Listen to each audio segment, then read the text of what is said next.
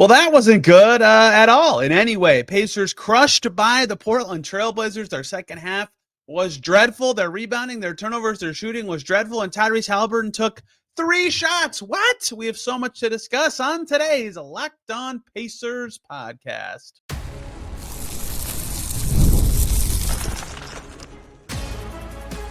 You are Locked On Pacers, your daily Indiana Pacers podcast. Part of the Locked On Podcast Network, your team every day. What up, y'all? Happy Wednesday, and welcome into another edition of the Locked On Pacers podcast, where we, of course, talk about the Indiana Pacers. As always, my name's Tony East. I cover the team for Forbes, and today, what is there even to say? There's a lot to say, really, about the Pacers' loss in Portland. Dreadful, dreadful, dreadful.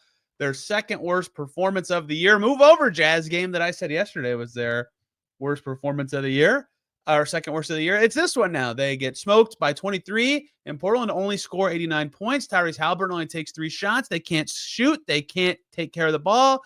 They get their butt kicked on the glass. What did they do well? Not a lot. We'll break down as much as makes sense on a night where the Pacers were probably going to lose for lots of reasons.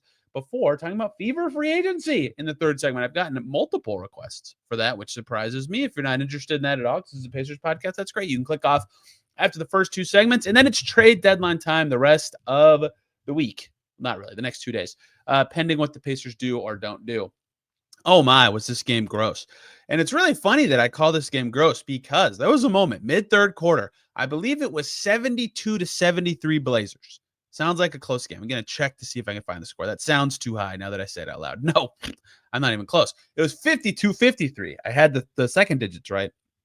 And the Pacers had the ball. They got to stop. There's about 7 minutes to go in the third quarter. And Pascal Siakam takes a turnaround jumper from about 8 feet, 10 feet away. I don't know. Close to the basket. He's made that shot 60% of the time in his career. Had he made it, the Pacers would have taken the lead in the second half of this game. It would have been their first lead since ever. They did not lead all night. He missed it, and the Pacers just got rocked the rest of the game. And that specific moment, nothing changed. There wasn't like some pivot in the game. The Blazers just hit 2 threes right after that. The Pacers took a timeout. That timeout did nothing, and the Blazers just kept running away with it.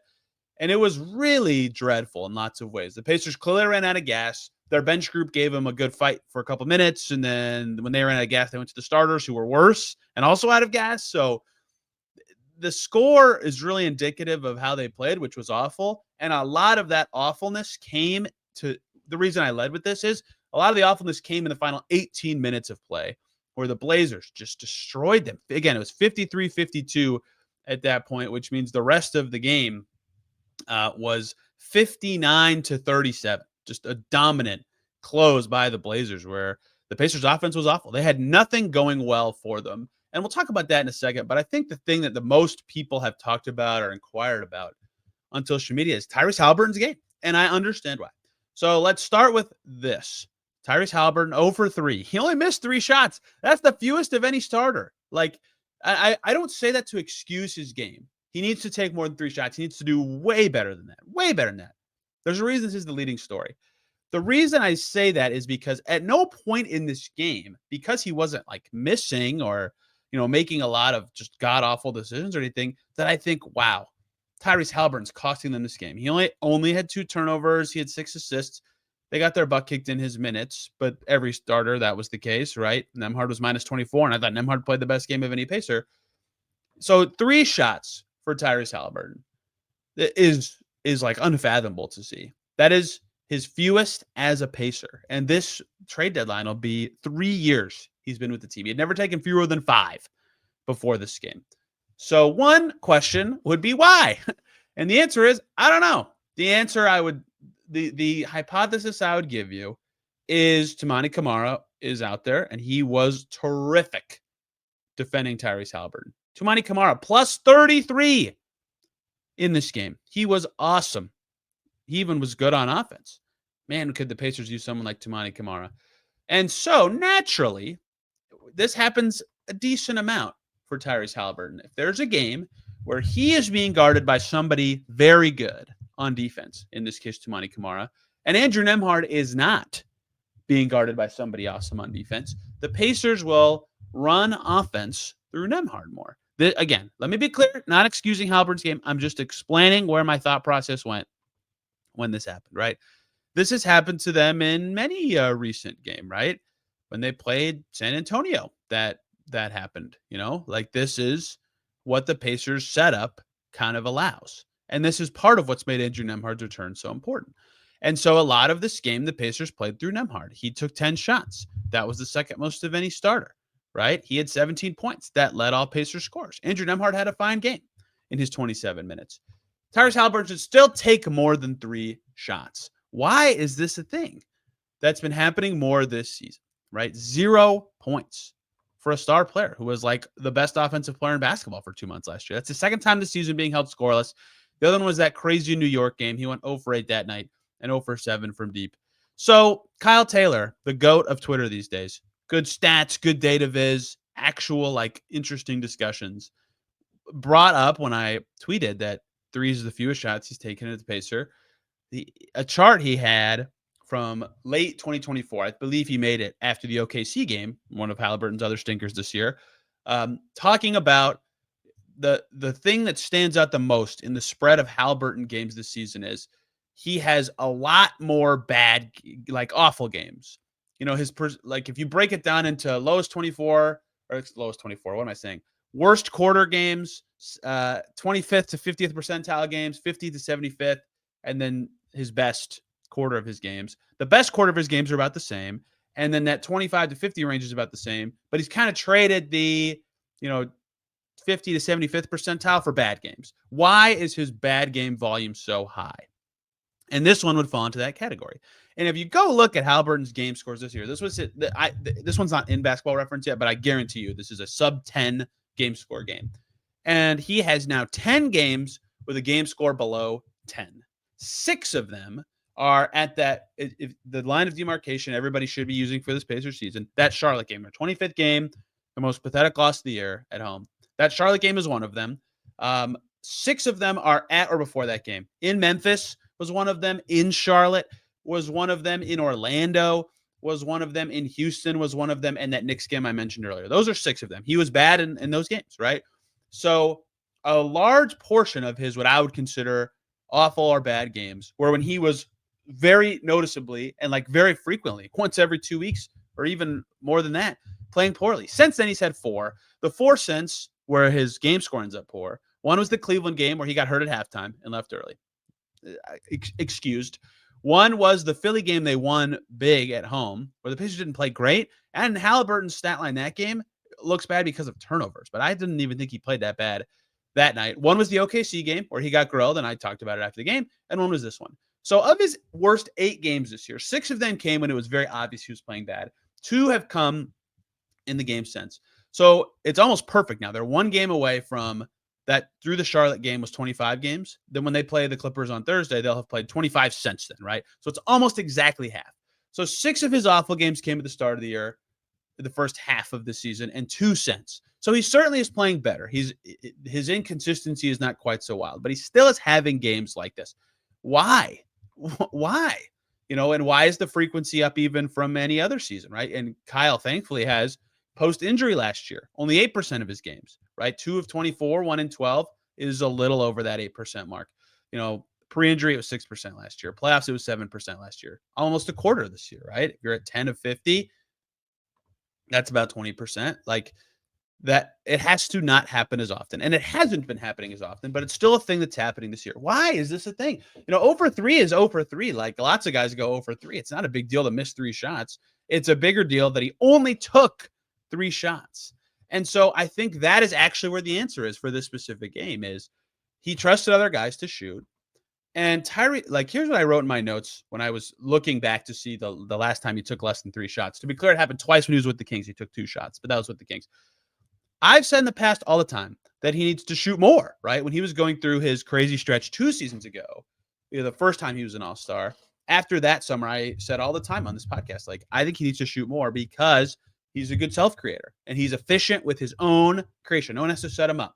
That's a good play for the Pacers offense, right? He should do that more. And he has always had that internal battle of being naturally pass first and realizing that it's selfish for him to overpass sometimes, actually getting the team a worse shot, right? I've talked about that almost too much. I'm sure you guys are annoyed hearing it by now. But the reason I bring this up is I've said he needs to shoot more, and he's had that internal fight, and it's relevant because he is such a feel player, and he almost always makes the right choices. There's a reason the Pacers give him the ball so much, and so everybody trusts him that he's doing the right things in a game, including me, who is not on the team. I'm just watching the team. So when he takes 3 shots, or he has a half that's slower or lower on stats, in my head I'm thinking there's a reason for this that he thinks is the right thing for the Pacers. Whether in this game I would guess I'm being covered by Toumani Camara. I should let Pascal Siakam, who can score against anybody, or Andrew Nembhard, who's being guarded by not Toumani Camara, or who's being guarded by Denny Avdia, who had a rough night, Anthony Simons, who's not that great of a defender. Whatever you want to say, he should cook. Or Ben Mather, who's being guarded by one of those guys, he should do it, right? That, I think, is where tonight specifically this comes into play.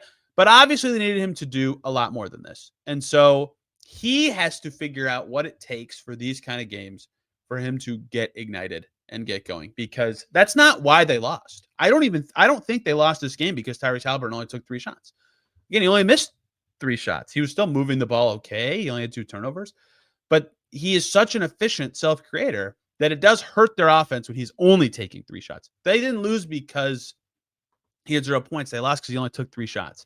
They had to figure out how to get him going in a game like this. And this game was ugly in a million ways. The Blazers were physical and kicked their butt. The Pacers cannot generate an open 3 to save their life. They look totally gassed from this back-to-back.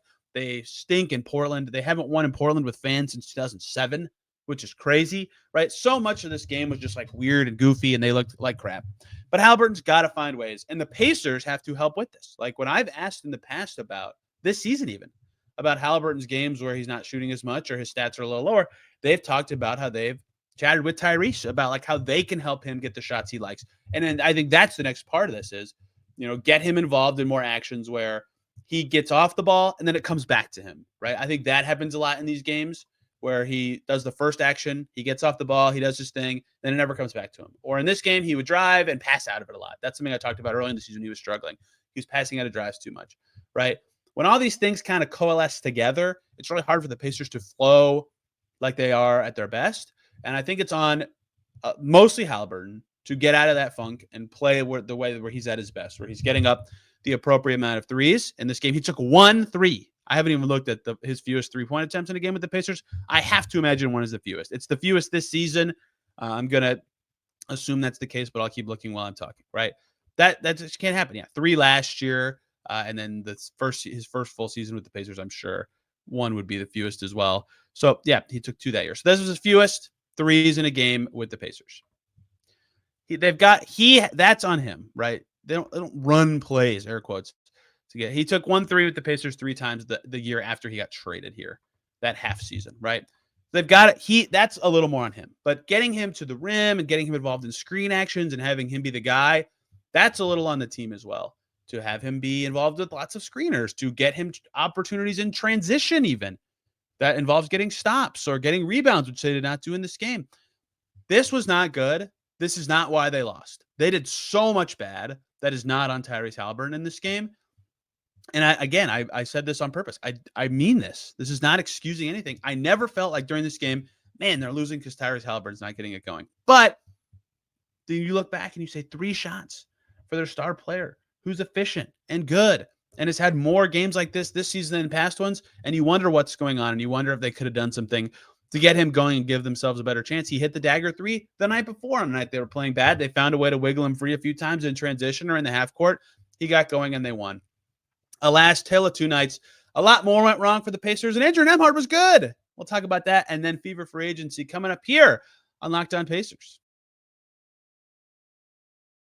Before we get to any of that, though, we need to talk about Gametime. Looking at tickets to your next big event, whether it's a concert, a comedy show, or a sports game. Finding the right ticket at the best price can be a headache. With Gametime Picks, it's never been easier. Let me tell you how it works. With Gametime Picks, the app does all the hard work for you. It'll curate the best deal so you don't have to waste time searching through endless ticket listings. Gametime Picks, if you've been using it for a while now, there's so many ways that you've probably fallen in love with it. Their curated deals make it simple to find those great tickets. You can grab super deals for a prime seat. You will not believe the value you'll get there. They have their seat view feature right in the app. It's a game changer.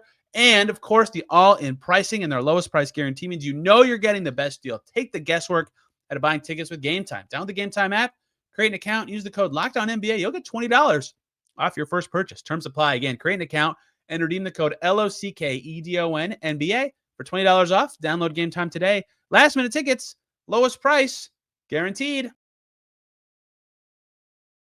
And we're back here on Locked On Pacers. Thanks for making us your first listen today. And every single day, Locked On Blazers, your second listen with Mike Richmond, your past first point guard. Mike is awesome. I aspire to be as good as him at solo hosting a podcast. He just crushes it. And the Blazers are worth your attention right now. This, if you look at their record, I can't believe it. Nobody tweeted at me and said, oh, bad loss. The Blazers record sucks. Good job, everybody, because the Blazers have won 9 of 10. They are hooping right now. Their physicality was obvious in this game. They were really good, really good. And I kind of do that as a segue to say they did everything better than the Pacers in this game. This is kind of why I felt like I didn't feel the Haliburton struggles as much, because everything was bad for the Pacers in this game. Everything. 5 for 24 from 3. I just talked about this with the Jazz game. They overcame a bad shooting game against the Jazz. That Jazz game, their third worst shooting game of the season. This one is now it's their fourth, because this game they just played is now their second worst shooting game of the season. Only that Knicks game, Haliburton's other 0-point game, was worse from a team 3-point shooting perspective. Hey, probably some correlation there. Regardless, they are 0-3 when they shoot under 23.8% from deep, using that Utah game as a cutoff. They couldn't make or create threes. 24 attempts, their third lowest of the season, behind that Houston loss they had early in the year and their win, actually, in Boston in late December. So they weren't creating or making threes. 5 makes, I believe, would be tied for their season low. Second, besides that Knicks game, which was just dreadful. So, awful shooting game. The Blazers were 14 for 37 from deep. That's about average, but that is 9 more made threes. 27 points you got to make up somewhere else. And the Pacers decidedly did not make it up anywhere else, even at the foul line. And the Blazers made 11 more shots. Of course, 9 of those were threes. The Blazers made more twos as well. The Pacers did not catch up anywhere. Where could they have, right? Let's talk about the traditional ways that I talk about these kind of math problems with a game that just happened. Points per possession. So the Blazers destroy you from 3. That's okay. You can make it up with rebounding, right? Maybe you out-rebound them like crazy. Give yourself some extra chances to have more shot attempts than the Portland Trail Blazers. No.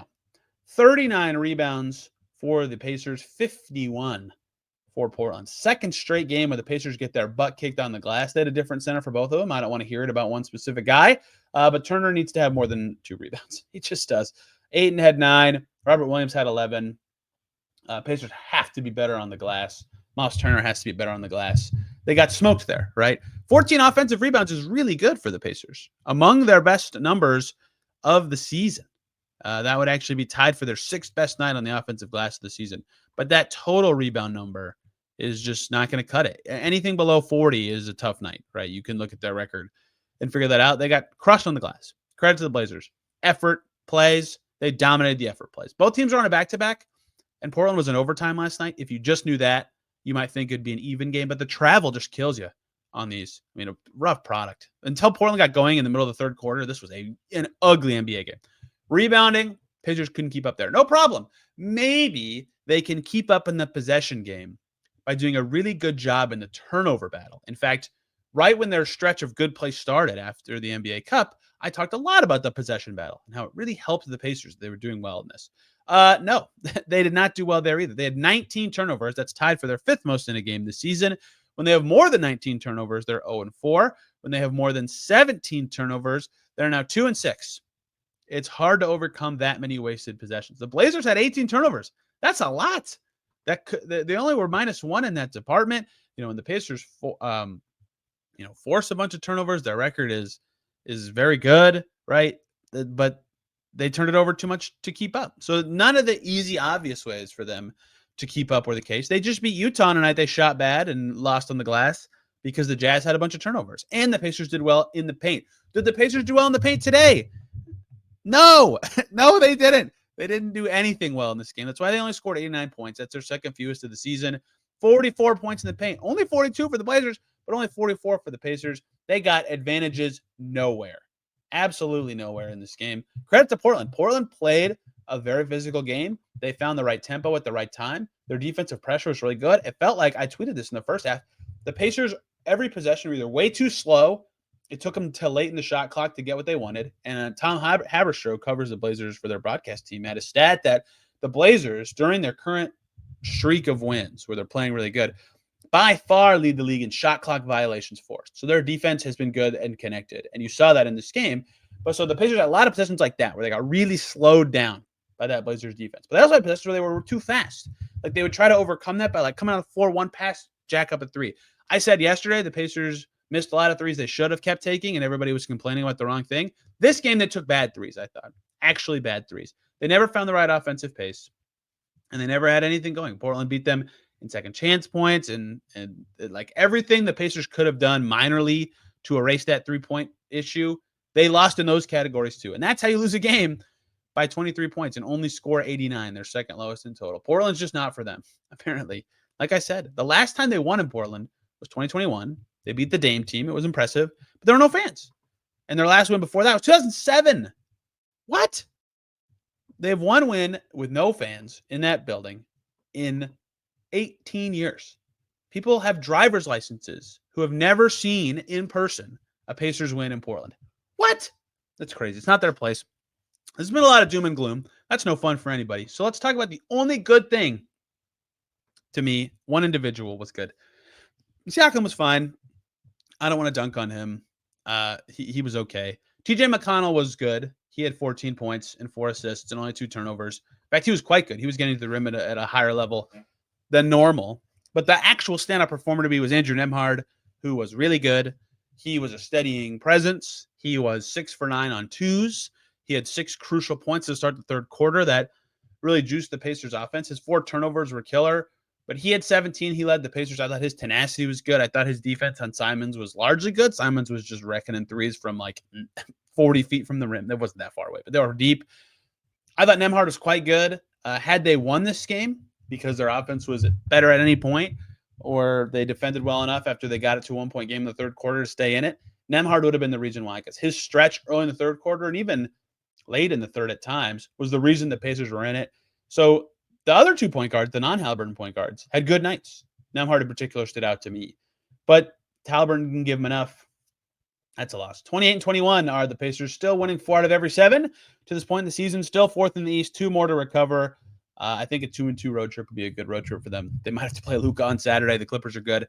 We'll see how it goes, and we'll break those games down here on Locked On Pacers and the trade deadline. But for a brief minute, because the timing makes sense, let's talk about the Fever, who have had quite the week of free agency and had their first press conference to break down a signing in Natasha Howard on Tuesday. Let's get to that to close out today's Locked On Pacers, because I don't have anything else to say about Pacers Blazers. The show is sponsored by BetterHelp. What are some of your relationship green flags? We often hear about the red flags we should avoid. What if we focus more on identifying the positive signs in our relationship, those green flags? You're not sure what they look like? Therapy can help you identify them, actively practice them, and even embody that green flag energy yourself. Whether you're dating, married, building a friendship, or just working on yourself, therapy can help you form relationships that you love back. Therapy helps you develop healthy boundaries and improve your communication skills. It empowers you to set clear expectations and express your needs in relationships, and it provides tools for managing conflict in ways that strengthen your connections rather than break them down. BetterHelp makes it easy by offering online therapy with over 30,000 licensed therapists to choose from. And if you just switch therapists, you can do so at no extra cost. Discover your relationship green flags with BetterHelp. Visit BetterHelp.com/LockedOnNBA today to get 10% off your first month. That's BetterHelp, HELP.com/LockedOnNBA. We're back here on Locked On Pacers. Thanks for making us your first listen today and every single day. Make your second listen Locked On NBA, because it was me and Wes Goldberg last night breaking down the action from around the league. A crazy finish in Brooklyn. Joel Embiid returned and had a triple-double. The Celtics and Cavs played again. Those games have all been a blast. The new look Mavs kind of debuted. It was only Max Christie, but still, trades are happening. New players are playing. Games to cover. I was very busy tonight, and it's super late in the day. It's like 2:30 in the morning. So hopefully I can finish this pretty soon and go to bed, because the trade deadline is approaching. But we're going to pivot really quick. We'll talk all about the trade deadline tomorrow with Rhett Bauer, and Thursday again with Derek Kramer before the Clippers game. But right now, we're going to talk about the Fever because I've had lots of requests to do it here, which is very fascinating to me. But I'm glad to hear that. The Fever, what a free agency. Whew. Kelly Krauskopf, their new president of basketball operations. She came from the Fever. She was their assistant GM for 5 years, 6 years, 7 years? Geez, no, 6. 2018 to 2024. And she does her introductory press conference. She built the Fever into a championship contender and got them to the finals twice. And she said what they needed was veterans who have been in the foxhole before. And I thought that was an interesting way of putting it. But what she meant is experienced veterans, been there, done that, resume, stuff like that, right? And I thought that was an interesting answer. I don't disagree with that, but I would have thought that they'd be searching for experienced vets, title winners, but not like the star level vets. And I thought they'd try to get like in your 20s kind of stars, that kind of timeline. They went big instead. Natasha Howard. For those of you who don't know who Natasha Howard is. In fact, if you don't know the WNBA at all, I'm not going to do NBA comps because I hate that. But Natasha Howard, stretch 4, who is a little inconsistent as a shooter, former defensive player of the year, 3-time champ, 3-time All-Star. Not at that level anymore. She's in her 30s. But a great fit for the Fever at the 4. Can play in transition, and that will help a ton. Like an actual big front court partner who can also play backup 5 behind their developing center, Leah Boston. Great fit at the non-star level. And something to note about free agency this year in the W is there's expected to be a new CBA next year. In fact, there's almost guaranteed to be. And so basically no one in the league is going to sign a contract longer than 1 year. So anybody's getting like as much money as they can for a year. Natasha Howard gets a max contract. Great fit. Exactly the kind of veteran that Kelly Krauskopf described. Then they get DeWanna Bonner. What? Even better. A wing from the Connecticut Sun who's only played for the Mercury and the Sun before. There's not a great, I guess I should do NBA comps if you guys don't know, but DeWanna Bonner can defend. She can shoot. She's tough as crap. I mean, she kicked the Fever's butt in the playoffs. 6-time All-Star, including last year. 3-time 6th Woman of the Year. She is exceptional. She is like the perfect Kelly Krauskopf description player because she's good now. She fits exactly right between Natasha Howard and Kelsey Mitchell as the 3 in the starting 5. Brings a toughness and off-court leadership that this team needs, the Fever need, because she's played with Diana Taurasi and Brittany Griner and Alyssa Thomas and Cappie Pondexter and a ton of other legends, right? Her career, she's older. Her career is legendary. And they should not be afraid of her age. She was an all-star last year. She's still good now. So 2 multi-time ex-all-stars. Bonner has 2 championships. Then they traded away their least fitting player in Alyssa Smith, who she played the 4, but she should be a 5. She wouldn't play as much with Howard on the team. They traded her away and their 8th overall pick for the 19th pick and 2 players. Jaylen Brown, not Celtics Jaylen Brown, obviously, from the Dallas Wings. Combo guardish player, lit the Fever up in the preseason last year. And Sophie Cunningham, knockdown movement shooter, dirty work kind of player. And then they just today agreed to terms with Sydney Colson, veteran backup point guard, 2 titles with the Aces the last couple of years. You might know of her because she's funny on Twitter. What they did in free agency is exactly what Kelly Krauskopf said they would do. They found veterans who have won titles and have been in the foxhole with good teams and can bring that experience to the Fever because that is what they got exposed with last year. They played the Sun in the playoffs, and they had nothing ready. Their rotation wasn't at the postseason level. Their tenacity wasn't at a postseason level. Their focus wasn't at a postseason level. They did not know what was coming, and that makes sense. They hadn't been in the playoffs for 8 years. Now they will definitely know what is coming, because their new head coach has been to the finals. Their president has won a championship. They have lots of players on their team who have been there, done that, and they fit great. They now can, in theory, and probably will, start 4 players who were all-stars last year in Clark, Boston, Bonner, and Mitchell. And Howard's been it 3 times. And then off the bench, Colson is a reliable backup vet. Lexi Hall is a great defender. Katie Lou Samuelson, with a bounce-back season after 2 years away from her maternity year off, should shoot it better. Cunningham can shoot it right now. Damiris Dantas can shoot it right now. Bonner can kind of shoot it. Boston's getting better as a shooter. Kelsey Mitchell can shoot it. Natasha Howard can kind of shoot it. They have a lot of shooting around Caitlin Clark. They have vets who have been there. They improved their defense with all their signings. The only players they lost either didn't fit anymore or never played. Grace Berger got waived. That made sense. Unfortunately, she's good, but didn't have minutes for her. Victoria Saxton never played. She got waived. They're just way better. They are way better. They got rid of stuff that didn't matter to them and got a lot of stuff that makes them a much better team. A great free agency period. And no long-term deals so they can retry if it doesn't work. It's great. It's not like the star levels. They didn't get Satu Sabli. They didn't get Alyssa Thomas. They didn't get who else switched teams? Kelsey Plum or Jewel Lloyd or anything like that. But they got like the next tier. They got 2 of them. They're going to be really good. People have rushed to use the word contender. I won't go that far. I think the Aces and Liberty are still the best 2 teams, and the Fever are certainly a tier below them. They're probably on the same level right now to me as like the Mercury. But, man, are they going to be good. This is going to be their best season in ages, probably a decade. Best by far of the time I've been covering them. They've had a really good free agency period. The lesson for the Pacers to take from it is there's not one because it's a not comparable leagues. I hate when people do that. People don't understand the differences between the leagues and want to say, why did this W team do this? Or W fans who say, why did this men's team do this? They're different leagues completely. Their rules are so different that it's impossible to compare.